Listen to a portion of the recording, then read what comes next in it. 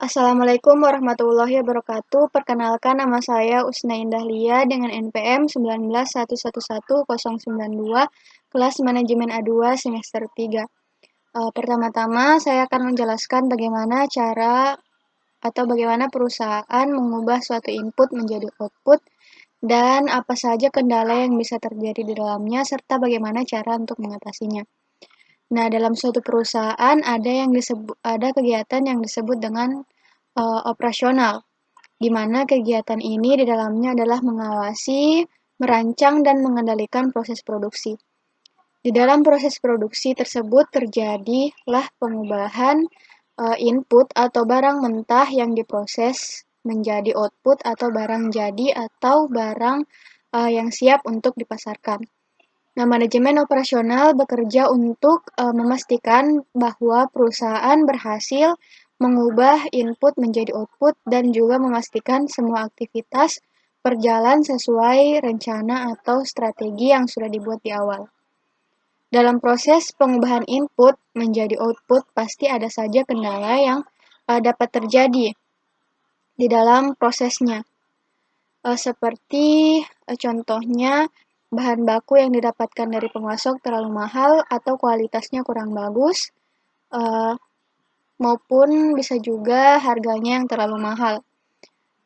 Contoh lainnya, manajemen yang kurang bagus dan pemilihan strategi dan penerapan strategi yang kurang tepat. Sumber daya manusianya juga kadangkala tidak dimanfaatkan secara efektif dan efisien.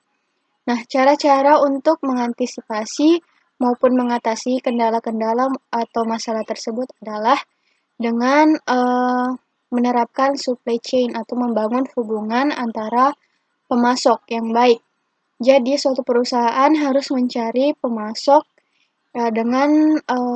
yang memiliki bahan baku yang bagus dan terpercaya untuk memastikan suplainya berjalan dengan efektif dan efisien. Kedua adalah mengontrol produksi. Barang yang diproduksi harus dikontrol atau diawasi terus-menerus. Strategi sumber daya manusia juga harus diterapkan untuk mengelola tenaga kerja agar karyawan dapat dimanfaatkan secara efektif dan efisien. Nah, selanjutnya adalah soal 2, yaitu tentang metode jalur kritis AOA atau Activity on Row. Pada layar sudah tertampil soalnya, yaitu Activity A sampai I. Activity A dengan pendahulunya yang tidak ada, dengan time 6, B pendahulunya A dengan time 7, dan seterusnya. Nah, di samping soal sudah tertera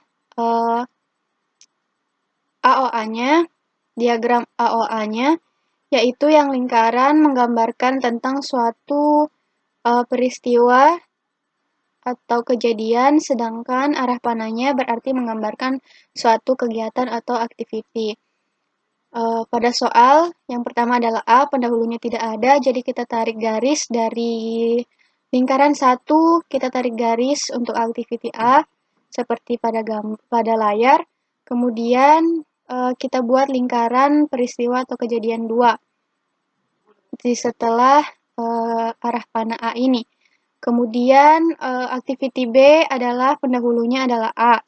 Sehingga kita menarik garis arah panah B setelah A. Atau kejadian atau peristiwa lingkaran 2. Kemudian yang C sama dengan B, pendahulunya adalah A juga.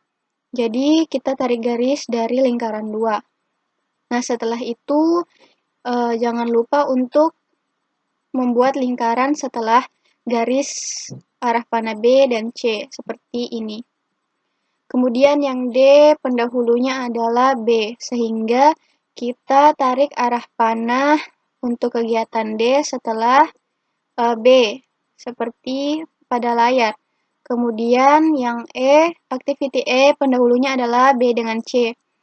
Nah, karena B dengan C ini terpisah, maka kita membuat dummy untuk menghubungkan antara B dengan C. Sehingga kegiatan E atau arah panah E kita letakkan setelah C atau setelah lingkaran 4 seperti pada layar. Kemudian untuk activity F pendahulunya adalah D sehingga kita buat arah panah F seperti pada layar, yaitu setelah D atau setelah lingkaran yang kelima. Kemudian activity G pendahulunya adalah D juga sehingga kita buat seperti ini.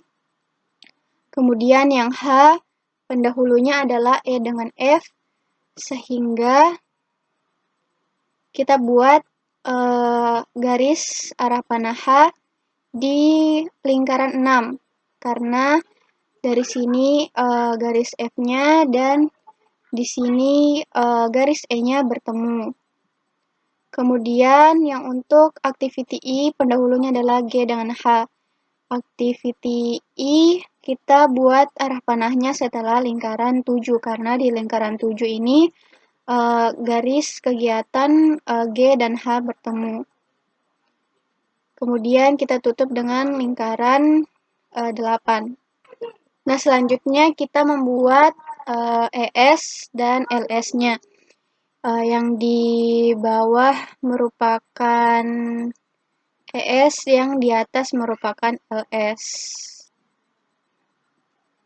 Nah, karena pendahulu dari A tidak ada, jadi kita tulis ES-nya adalah 0. Selanjutnya adalah B. Karena pendahulu B adalah A, seperti pada soal, maka ES dari B adalah 6. Jadi kita tulis di sini 6. Kemudian yang C pendahulunya juga adalah A, jadi ES-nya kita tulis 6. Selanjutnya adalah untuk kegiatan D, pendahulunya adalah B. Nah, dari ES kita lihat dari sebelum-sebelumnya. Sebelum D ada garis arah panah B dan A. Sehingga kita jumlahkan time dari B dan A, yaitu 7 ditambah 6 sama dengan 13. Sehingga ES dari D adalah 13. Selanjutnya adalah activity E. Activity E pendahulunya adalah B dengan C. Jadi kita bisa mengambil dua arah, yaitu C dengan A dan B dengan A. Untuk ES kita mengambil angka yang terbesar. 6 ditambah 6, 12. 6 ditambah 7, 13. Sehingga angka yang paling besar adalah 13, sehingga kita mengambil jalur A dengan B dan menulis angka 13 di ES E. Selanjutnya adalah F. Untuk activity F, pendahulunya adalah D. Nah, di belakang D ada B dengan A.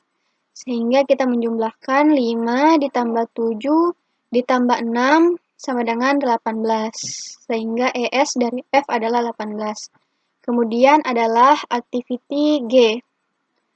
Activity G, pendahulunya atau di belakangnya ada D, B dengan A. Sehingga kita jumlahkan time dari D, B, dan A. 6 ditambah 7 ditambah 5 sama dengan 18. Selanjutnya adalah activity H. Activity H ada jalur A, B, D, F, A, B, E, dan bisa A, C, E. Mengingat ES kita mengambil angka yang paling besar, jadi kita jumlahkan terlebih dahulu. Untuk jalur A, B, D, F jumlahnya adalah 23. Untuk jalur A, B, E jumlahnya adalah 20. Sedangkan untuk A, C, E jumlahnya adalah 19. Jadi kita mengambil jalur A, B, D, F, yaitu 23.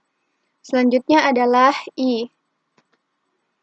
I kita mengambil jalur A, B, D, G, bisa juga A, B, D, F, H, bisa juga A, C, E, H.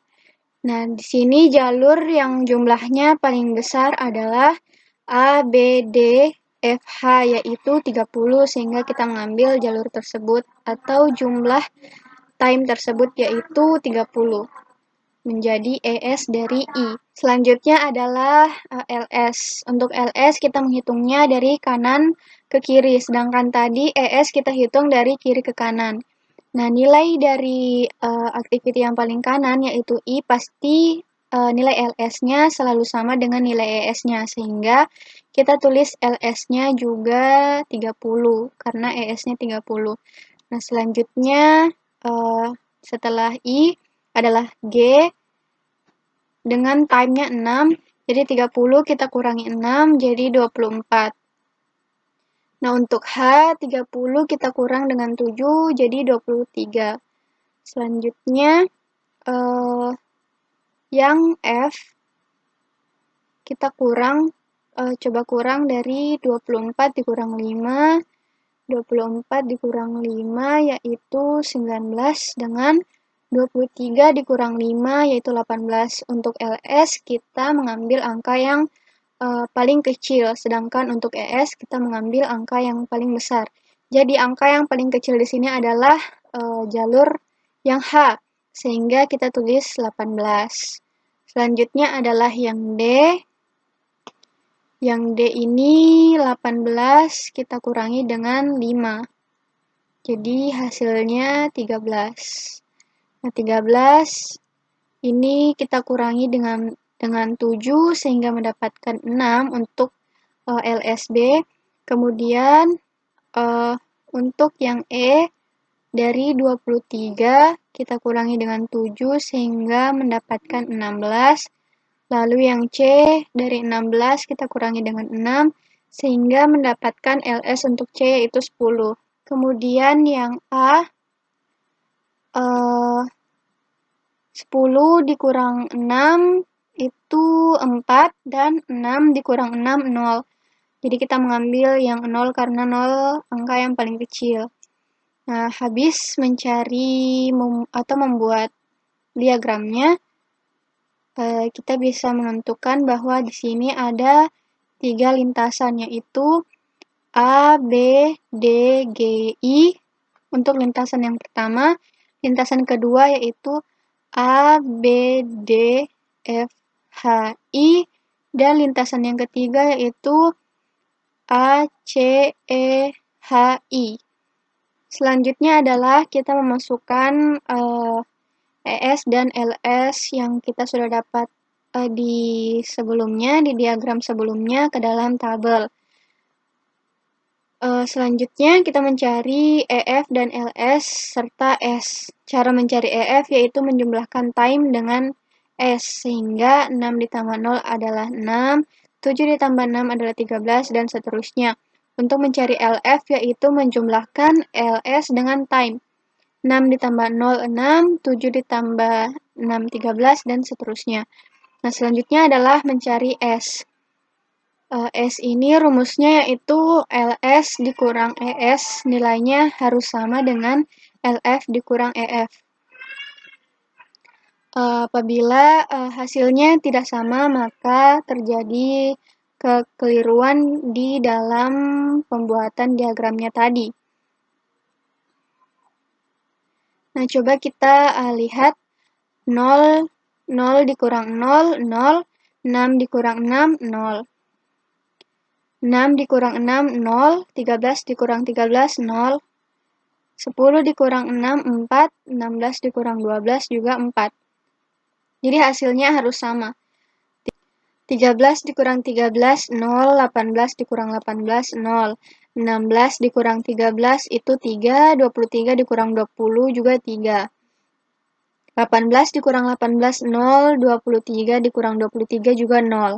24 dikurang 18, 6, 30 dikurang 24 juga 6. 23 dikurang 23, 0, 30 dikurang 30 juga 0. 30 dikurang 30, 0, 35 dikurang 35 juga 0.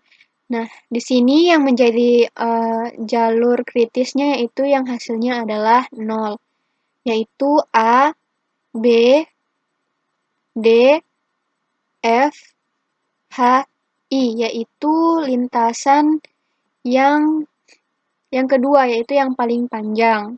Jalur kritisnya adalah jalur lintasan yang paling panjang.